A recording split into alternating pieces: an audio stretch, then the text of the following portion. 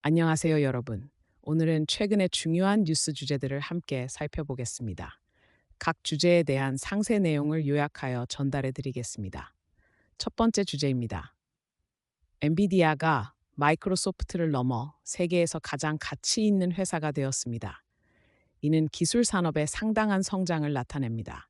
엔비디아는 인공지능 응용 프로그램을 위한 칩 제조업체로서 애플과 마이크로소프트를 제치고 시가총액 3조 3천억 달러 이상으로 세계에서 가장 가치 있는 공개 회사가 되었습니다.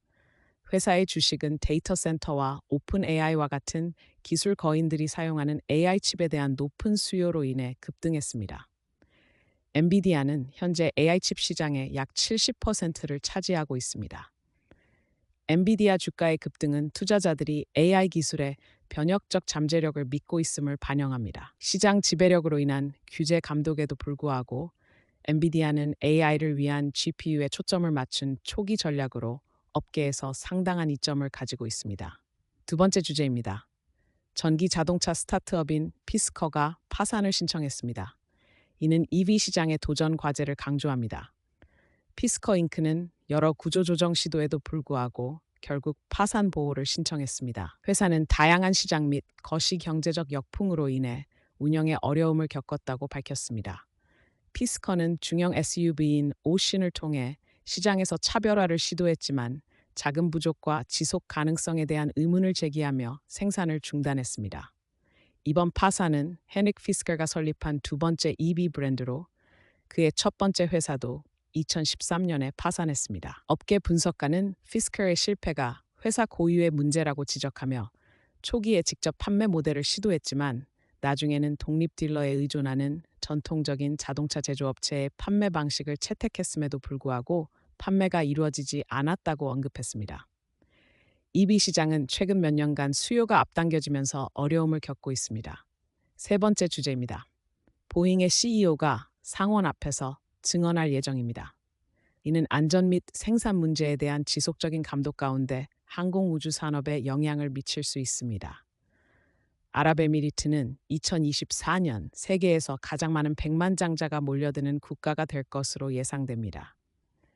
The Henley Private Wealth Migration Report 2024에 따르면 순유입 예상되는 고액 자산가는 6,700명입니다. 미국은 3,800명의 백만장자 유입으로 뒤를 이을 것으로 예상됩니다. 반면 중국은 15,200명이 떠날 것으로 예상되어 가장 큰 백만장자 유출을 경험할 것으로 보입니다. UAE의 매력은 유리한 세금 정책, 전략적 위치, 품질 인프라, 그리고 골든 비자 프로그램에 기인합니다. 다른 소식으로 억만장자 투자자 스티브 코헨의 회사 포인트 스비지비는 AI에 초점을 맞춘 헤지 펀드를 출시할 계획이며 10억 달러를 모으려고 합니다. 코헨은 AI를 지속 가능한 투자 주제로 확신하고 있습니다. 보잉 CEO 데이브 캘훈은 품질 관리 문제와 내부 고발자 주장에 대해 상원 소위원회 앞에서 증언했습니다. 회사는 안전보다 속도와 비용 절감을 우선시하는 것에 대해 비판을 받아왔으며 다양한 사건과 내부 고발자 불만으로 이어졌습니다.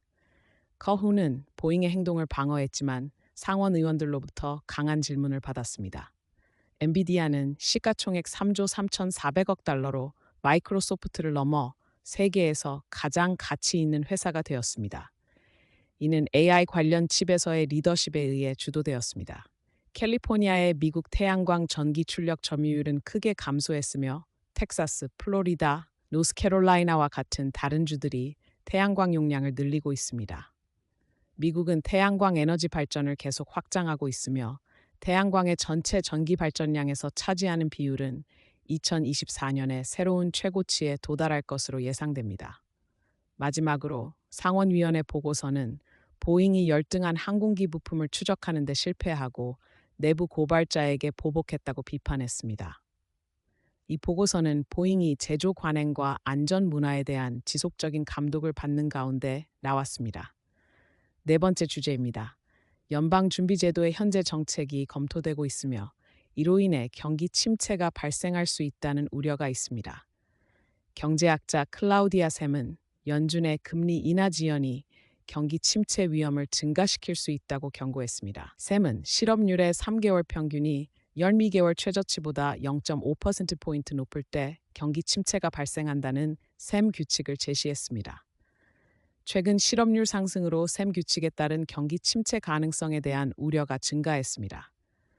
연방준비제도는 3월 예상했던 금리 인하 횟수를 3차례에서 1차례로 대폭 낮췄습니다. 셈은 연준이 점진적인 금리 인하를 지금 시작하지 않음으로써 불필요한 경기 침체를 유발할 수 있다고 비판했습니다. 연준은 실업률이 낮은 상황에서 금리를 인하하는 것이 드문 상황임에도 불구하고 인플레이션 감소 추세에도 불구하고 금리 인하에 신중한 입장을 보였습니다. 영국 인플레이션은 목표치인 2%로 하락했습니다. 영국의 인플레이션율이 5월에 2.0%로 떨어져 영라는 해의 목표치에 부합했습니다. 이는 7월 국가선거 전 마지막 주요 경제지표 발표입니다. 전문가들은 영국의 에너지 가격 상한제 단계적 폐지로 인해 하반기에 인플레이션 상승 압력이 다시 나타날 수 있다고 경고했습니다. 영국은 7월 4일 총선을 앞두고 있으며 현재 여론조사는 야당인 노동당의 압승을 예상하고 있습니다. 5번째 주제입니다. 아마존이 캘리포니아 창고에서의 노동법 위반 혐의로 상당한 벌금을 직면하고 있습니다. 캘리포니아 노동위원회는 아마존이 창고 직원들에게 과도한 작업 속도를 요구하여 그들의 건강과 안전을 위험에 빠뜨렸다는 이유로 총 5.9만 달러의 벌금을 부과했습니다. 이는 2022년에 시행된 창고 할당량 법을 위반한 것으로 이 법은 직원들이 징계를 받을 정도로 특정 속도로 작업을 수행해야 하는 할당량을 제한합니다. 아마존은 이러한 할당량에 대한 서면 통지를 제공하지 않았으며 이로 인해 직원들이 휴식 시간을 건너뛰는 등의 위반 사항이 발생했다고 합니다. 아마존은 이러한 주장을 부인하며 벌금에 대해 항소했습니다. 이 사건은 아마존이 직면한 여러 조사 중 하나이며 회사는 연방노동규제기관, 의회위원회 및 뉴욕 남부지방검찰청의 조사를 받고 있습니다. 6번째 주제입니다.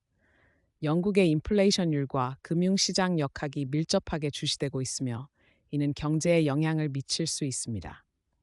영국의 인플레이션은 5월에 2.0%로 떨어져 중앙은행의 목표치에 도달했습니다. 이는 4월에 2.3%에서 하락한 수치이며 7월 국가선거 전 마지막 주요 경제 지표입니다. 서비스 인플레이션은 5.7%로 여전히 높으며 핵심 인플레이션은 3.5%로 감소했습니다. 이러한 인플레이션 감소는 음식 가격 하락과 연관이 있으며 영국은행은 금리를 현재의 5.25%에서 유지할 것으로 예상됩니다. 한편 아랍에미리트는 2024년까지 6,700명의 백만장자 유입을 예상하며 세계 최고의 부자 유입 국가로 자리매김할 것으로 보입니다. 미국은 3,800명의 백만장자 유입으로 두 번째로 많으며 중국은 15,200명의 백만장자가 나갈 것으로 예상됩니다. 영국의 에너지 공급업체 옥토퍼스 에너지는 미국 재생 가능 에너지 시장에 처음으로 진출하여 오하이오와 펜실베니아에 있는 2개의 태양광 발전소를 인수했습니다. 이 발전소들은 2,000 가구의 전력을 공급할 수 있는 100메가와트의 용량을 가지고 있습니다. 영국의 주택건설업체 버클리는 런던과 남동부 잉글랜드에서 렌탈 주택에 대한 강한 수요에 힘입어 수익 전망을 상향 조정하고 10년간 빌드 투 렌트 플랫폼을 시작할 것이라고 발표했습니다. 미국에서는 캘리포니아가 여전히 태양광 발전 용량에서 선두를 달리고 있지만 다른 주들도 태양광 발전을 확대하고 있어 캘리포니아의 전국 태양광 전력 생산량 점유율은 2003년 100%에서 2023년엔 30% 미만으로 떨어졌습니다. 마지막으로 7번째 주제입니다. 미국 항공모함 승무원이 몇 달 동안 후티 공격에 대응하고 있으며 이는 군사준비 태세와 지역 안보에 대한 우려를 불러일으키고 있습니다. 미국의 항공모함 USS 드와이트 T.